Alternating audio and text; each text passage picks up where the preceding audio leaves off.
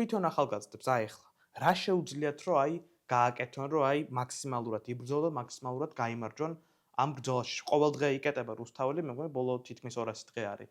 მაგრამ მე ვფიქრობ, რომ უფრო მეტი არის გასაკეთებელი, რადგან შეიძლება რომ უფრო მეტი გაკეთდეს.